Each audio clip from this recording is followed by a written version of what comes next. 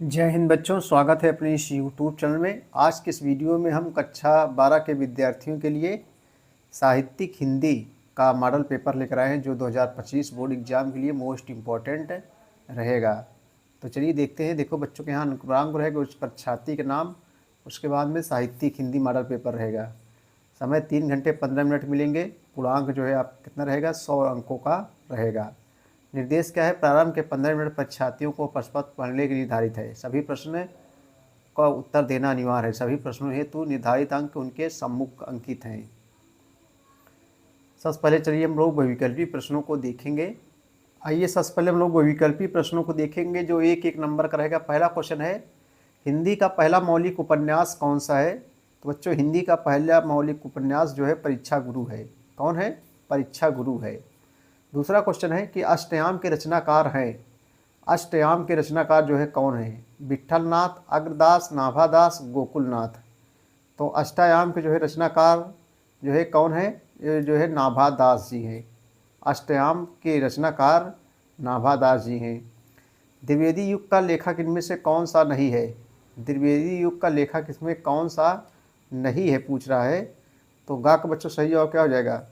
देखो, श्याम सुंदर दास जी हैं, बाल मुकुंद भी हैं, पद्मलाल पुनलाल बख्शी में, लेकिन डॉक्टर नागेंद्र जो है ये नहीं है। निम्नलिखित में से कौन सी रचना जो है नाटक है? गोदान, चिंतामणि, स्कंदगुप्त, अशोक के फूल। इसमें पूछ रहा है कि निम्नलिखित कौन सी रचना जो है नाटक है। बच्चों, स्कंदगुप्त एक जो है क्या है, नाटक है। आलोचना के क्षेत्र में सर्वाधिक उल्लेखनीय साहित्यकार कौन है? आलोचना के क्षेत्र में सर्वाधिक साहित्यकार कौन है जो? तो यहाँ सही है बच्चों, रामचंद्र शुक्ल हो जाएगा। रामचंद्र शुक्ल जी हैं। राम भक्त शाखा के कवि नहीं है। तुलसीदास, अग्रदास, नाभादास, नंददास। तो दोस्तों यहाँ दो का सही जवाब क्या हो जाएगा? सी हो जाएगा, नंददास। देखो, राम भक्त शाखा कवि हैं, तुलसीदास जी भी हैं, अग्रदास भी हैं, नाभादास भी हैं, लेकिन नंददास जी है नहीं है। उर्वशी किसकी रचना है? तो बच्चों बहुत इंपॉर्टेंट क्वेश्चन, ऐसे क्वेश्चन नौकरियों में पूछे जाते हैं। तो उर्वशी किसकी रचना है? तो ये जो है रामधारी सिंह दिनकर की रचना है। रामचंद्रिका के रचनाकार कौन है?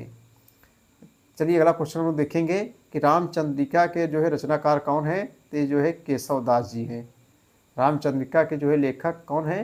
केशव दास जी हैं। कवि कुल कल्पतरु के रचनाकार कौन है? कवि कुल कल्पतरु के जो है रचनाकार आपको बताना है।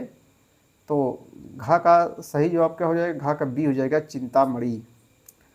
भड़ावा संग्रह के रचनाकार कौन है? भड़ावा संग्रह के रचनाकार कौन है?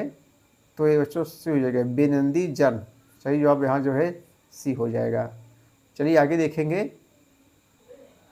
निम्नलिखित गद्यांश को पढ़कर प्रश्नों को जो है उत्तर दीजिए। गद्यांश दिया गया है, इसको पढ़कर जो है उत्तर देगा। पृथ्वी और आकाश के अंतराल में। और उसके बाद देखो बच्चों 10 नंबर का, 5 दूनी 10 से तीसरा क्वेश्चन ये 10 नंबर का आता है। गद्यांश पढ़कर संस्कृत में उत्तर दीजिए। देखो ये उसके बाद इसको पढ़ना है, इसको उत्तर देना। प्रश्न गद्यांश का संदर्भ लिखिए, रेखांकित इसकी व्याख्या कीजिए। रेखांकित बच्चों देखो जो खींचा गया लाइन जो है यही रेखांकित, इसी के उत्तर आपको देना है। ठीक है। उसके बाद में है राष्ट्रीय चेतना, भक्ति, ज्ञान, विज्ञान के महत्व को स्पष्ट कीजिए। जिज्ञासा की नई किरणें जब तक नहीं फुटती तब तक हम सोए हुए के समान है। पंक्ति का आशय स्पष्ट कीजिए। लेखक के अनुसार राष्ट्र समृद्धि का उद्देश्य कब पूर्ण नहीं हो पाएगा? अथवा करके देगा, 2 में से एक करना है। 2 गद्यांश दिया रहेगा, 2 में से दोस्तों जो है एक करना है। आपको 10 अंक जो है मिलेगा। तो चलिए उत्तर हम लोग देख लेते हैं, ये अलग करते हैं। निम्नलिखित गद्यांश पढ़ो, प्रश्नों को उत्तर दीजिए। पृथ्वी और आकाश। पृथ्वी और आकाश के अंतराल में जो कुछ सामग्री भरी है पृथ्वी के चारों पर, इसको हम लोग देखो उपयुक्त गद्यांश पढ़कर निम्नलिखित प्रश्नों को उत्तर दीजिए। प्रस्तुत गद्यांश संदर्भ लिखिए। तो संदर्भ देखो, प्रस्तुत गद्यांश हमारी पाठ्य पुस्तक गद्य गरिमा में संकलित डॉक्टर वासुदेव शरण अग्रवाल द्वारा लिखित राष्ट्र का स्वरूप नामक निबंध संग्रह से उद्घृत है, यानी जो है लिया गया है। अब देखो दूसरा क्वेश्चन बच्चों, रेखांकित अंश की व्याख्या कीजिए। तो लेखक का देखो उत्तर, लेखक का मत है कि विज्ञान और परिश्रम दोनों को जो है एक साथ मिलकर काम करना चाहिए, तभी जो है किसी राष्ट्र का भौतिक स्वरूप उन्नत बन सकता है। पर यह कार्य बिना किसी दबाव के जो है किया जाना चाहिए। यह कार्य सबकी इच्छा, सहमत और प्रसन्नता से होनी चाहिए, तभी राष्ट्र जो है उन्नत कर सकता है। उत्साह और परिश्रम भी इसके जो है लिए आवश्यक है। तीसरा क्वेश्चन बच्चों, राष्ट्रीय चेतना में भौतिक ज्ञान, विज्ञान के महत्व को स्पष्ट कीजिए। तो लेखक के अनुसार राष्ट्रीयता की भावना केवल भावनात्मक स्तर तक नहीं होनी चाहिए, बल्कि भौतिक ज्ञान विज्ञान के प्रति जागृति के स्तर पर भी होनी चाहिए, क्योंकि पृथ्वी एवं आकाश के बीच विद्यमान नक्षत्र, समुद्र में स्थित जलचर, खनिजों एवं रत्नों का ज्ञान आदि भौतिक ज्ञान विज्ञान राष्ट्रीय चेतना को सुदृढ़ बनाने हेतु आवश्यक होते हैं। चौथा क्वेश्चन है, जिज्ञासा की नई किरणें जब तक नहीं फूटती तब तक हम सोए हुए के समान है। पंक्ति का आशय स्पष्ट कीजिए। तो जिज्ञासा की नई किरणें जब तक नहीं फूटती तब तक हम सोए हुए के समान है। पंक्ति का आशय यह है कि राष्ट्र के नवयुगों में जब तक जिज्ञासा और जागरूकता नहीं होती तब तक हम सोए हुए व्यक्ति के समान है, अतः तब तक राष्ट्र को सुप्त की ही समझना चाहिए। पांचवा क्वेश्चन है, लेखक के अनुसार राष्ट्र समृद्धि का उद्देश्य कब पूर्ण नहीं हो पाएगा। तो लेखक के अनुसार राष्ट्र समृद्धि का उद्देश्य तब तक पूर्ण नहीं हो पाएगा जब तक देश का नागरिक बेरोजगार रहेगा, क्योंकि राष्ट्र का निर्माण एक एक व्यक्ति से होता है। यदि एक भी व्यक्ति को रोजगार नहीं मिलेगा तो राष्ट्र की जो है प्रगति अवरुद्ध हो जाएगी, यानी रुक जाएगी। आइए अगला क्वेश्चन देखते हैं। तो बच्चों ये जो है हो गया। आइए अगले देखेंगे। अथवा करके देगा, दो में से एक आपको जो है करना है, ठीक है। चाहे इसको करिए, दो में से एक। प्रश्न गद्यांश संदर्भ लिखिए, रेखांकन की व्याख्या कीजिए। देखो वही चीज़ें हैं, दो में से एक करना है आपको। उसके बाद में चौथा नंबर, ये भी 10 नंबर का है। निम्नलिखित काव्यांशों को पढ़कर प्रश्नों के जो उत्तर दीजिए, यहाँ से भी आपको 10 नंबर मिलेगा। अब देखो वैसे सेम टू सेम है। प्रस्तुत पद्यांश के रचनाकार और उल्लेख कीजिए, रेखांकित अर्थ की व्याख्या कीजिए, अथवा दो में से एक आपको जो है करना है बच्चों। चाहे इसको कीजिए, चाहे देखो भेजे गए मन भावन को दूत भावन की रेखांकित वही चीज़ें हैं। दो में से एक आपको जो है करना है। प्रस्तुत गद्यांश किस कवि से उद्गीत है तथा इसके कवि कौन है, दो में से आपको करना है। और देखो 5 नंबर में क्या पूछा जाएगा। 5 नंबर हम लोग देखेंगे, निम्नलिखित लेखकों किसी एक का लेखक का जीवन परिचय देते हैं, उनकी कृतियों का प्रकाश डालिए। अधिकतम शब्द सीमा जो रहेगा 80 शब्दों में, 5 अंक मिलेंगे। अब इसको सब हम पढ़ाए हैं, आपको प्ले लिस्ट में मिल जाएगा। नीरा प्रभाकर मिश्र, जी सुंदर रेड्डी, डॉक्टर वासुदेव शरण अग्रवाल, सब जो है लेखक का जीवन परिचय दिए हैं। अब खा है निम्नलिखित कवियों में से। अब लेखक था आप कवियों किसी एक का जीवन परिचय देते हुए उनकी कृतियों पर प्रकाश डालिए। अधिकतम शब्द सीमा 80 शब्दों में। सैद्यानंद हीरालाल वात्स्यन आज्ञे, अयोध्या सिंह उपाध्याय हरियोत, रामधारी सिंह तिनकर, तीनों में से एक का आपको करना है। छठा क्वेश्चन पूछा जाएगा, बहादुर अथवा लाठी कहानी का जो है कथावार संक्षेप में लिखिए। अधिकतर समय सीमा 80 शब्द में रहेगा। यहाँ भी आपको अथवा जो है खून का रिश्ता अथवा कबनासा की हार कहानी के मुख्य पात्र का चरित्र चित्रण कीजिए। दो में से एक करना, चाहे इसको कीजिए चाहे इसको, आपको जो है 5 अंक मिलेगा। 7वां नंबर, निम्नलिखित खंड काव्यों में किसी में से स्वपठित काम के आधार पर किसी एक प्रश्न का उत्तर दीजिए। 5 अंक मिलेगा आपको। स्वपठित मतलब जो आपके यहाँ पढ़ाया जाता है बच्चों। कुछ के यहाँ सत्य की जीत पढ़ाई जाती है, कुछ के यहाँ मुक्ति अंक चलता है, कुछ के यहाँ जो है क्या चलता है, आलोक वृत्त खंड काव्य चलता है। तो जो आपके जिला में पढ़ाया जाता हो, जैसे बच्चों आलोक वृत्त जो है, जैसे प्रयागराज में आलोक वृत्त खंड काव्य पढ़ाया जाता है। तो हर एक खंड काव्य हर एक जिले में जो है अलग अलग है।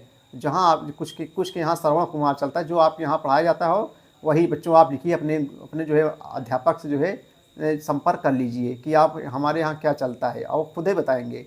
अथवा श्रवण कुमार एक, ये सब करना है आपको। उसके बाद में है दोस्तों खंड खा आएगा। खंड खा में देखो 8वां क्वेश्चन है, निम्नलिखित संस्कृत गद्यांशों किसी एक का संदर्भ सहित हिंदी में अनुवाद कीजिए। हिंदी में जो है इसको अनुवाद, संस्कृत साहित्य आदि कवि वाल्मीकि, इसको जो है हिंदी में जो है अनुवाद आपको करना है। अथवा करके देगा, जहाँ भी अथवा लग जाए दो में से एक आपको करना है। उसके बाद में सुखाड़ने की तो ये वही चीज़ें हैं, अथवा करके देगा, दो में से एक करना है। 9वां है, निम्नलिखित में प्रश्नों में किन्हीं 2 का उत्तर संस्कृत में दीजिए। आपको 2 का संस्कृत में उत्तर लिखना है, चाहे 2 में से कोई भी दो करना है आपको। यहाँ से 4 अंक जो है मिलेंगे। कितने अंक मिलेंगे दोस्तों, जो है 4 अंक जो है निर्धारित है। आगे देखेंगे 10 नंबर में पूछेगा, भक्ति रस अथवा वात्सल रस की परिभाषा उदाहरण सहित लिखिए। दुष्टांत अथवा श्लेष अलंकार की परिभाषा उदाहरण सही लिखिए। 2 नंबर 2 अंकों का रहेगा। हरि गीतिका अथवा उपवेद वजह छंद का लक्षण उदाहरण सही लिखिए, ये भी 2 नंबर का है। 11 नंबर में निम्नलिखित किसी एक का विषय पर अपनी भाषा शैली में निबंध लिखिए। 9 अंक यहाँ से मिलेगा। बहुत सरला होता है दोस्तों निबंध। जल संकट में जूझता मानव, चाहे लोकतंत्र मीडिया की भूमिका, भारत की सांस्कृतिक विविधता, इंटरनेट की दुनिया, सब अपने मन से बच्चों आपको बना के लिखेंगे। पूरा अंक आपको जो है मिलेगा। आप निबंध लिख सकते हैं क्योंकि लंबा होता है। आप अपने मन से लिखेंगे तो जल्दी लिख भी लेंगे। जो भी आपको समझ में आता है उसके विषय में कुछ न कुछ ज्ञान हो उसको जो है आपको लिखिए, 9 नंबर आपको जो है मिलेगा यहाँ से। 12 नंबर में देखा थोड़ा व्याकरण से है, सज्जना का संधि विच्छेद क्या होगा, सद धन जना बराबर सज्जना, सही जवाब ये हो जाएगा। उसके बाद योद्धा में कौन संधि है, आपको दोस्तों बताना योद्धा में कौन संधि है, तो यहाँ दीर्घ संधि होगा। थोड़ा कन्फ्यूज है, आप इसको बच्चों देख लीजिए, जो होगा हमें कमेंट्स बॉक्स में बताएं।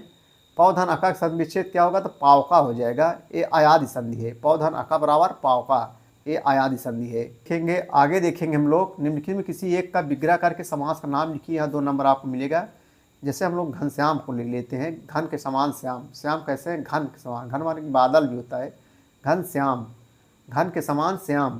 तो यहाँ बच्चों जो है बहुब्रीहि समास है, घनश्याम में कौन सा समास है, बहुब्रीहि समास है। आपको यहाँ 2 नंबर मिलेगा। 13वां नंबर जो रहेगा वो आपको पत्र लिखना पड़ता है, 6 2 8 नंबर मिलेगा। या तो इसको करिए, अपने मित्र को ग्रीष्मकालीन अवकाश 7 सेवा में, इसको सब हम पढ़ाए हुए हैं, आप लिस्ट में पा सकते हैं दोस्तों। तो 14 नंबर क्या है, 14 नंबर जो 1 1 नंबर का है, निम्नलिखित किसी एक शब्द का धातु एवं प्रत्यय वो स्पष्ट कीजिए। तो हम जो है इसमें दत्ता को ले लेंगे। दत्ता में दा धातु है, अक्त प्रत्यय है, अक्त प्रत्यय है और दा धातु है, बराबर दत्ता हो जाएगा। निम्नलिखित किसी एक शब्द का प्रत्यय लिखिए। तो जैसे यहाँ है लघुत्तम हो गया, कटुत्तम में किसी एक का आपको करना है। रेखांकित पदों में किसी एक पद का विभक्त तथा संबंधित नियम को लेके जी, यहाँ भी जो है 2 नंबर है। जैसे हम लोग पदेन खज्जा हो गया, पैर से लंगड़ा, यहाँ जो है तृतीया विभक्ति है। पदेन खज्जा यानी पैर से लंगड़ा, तो यहाँ जो है कौन सी विभक्ति दोस्तों, तृतीया विभक्ति है। विभक्ति पूछ रहा है, तृतीया विभक्ति यहाँ पर होगी, 2 अंक को जो है आपको मिलेगा। तो ऐसे ही जो है मॉडल पेपर पूछा जाएगा बोर्ड एग्जाम में। वीडियो देखने के लिए बहुत बहुत धन्यवाद, थैंक यू।